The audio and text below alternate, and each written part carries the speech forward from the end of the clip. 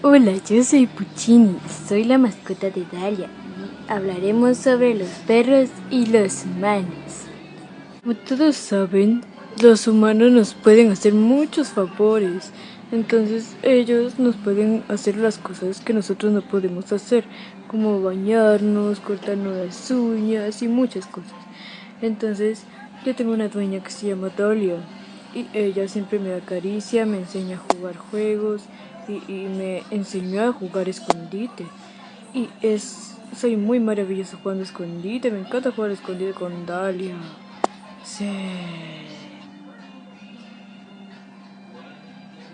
Bueno, los humanos así se mantienen todo el día, así como estoy yo, mientras los perros hacemos esto, levantarnos y jugar todo el día hasta cansarnos y hacer trucos.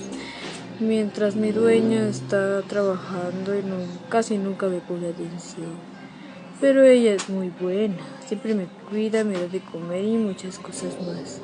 Bueno, mi cena me da la cinta, mira, me estoy enojando, quiero ladrar, dame la cinta. Quiero la cinta, por favor, dámela.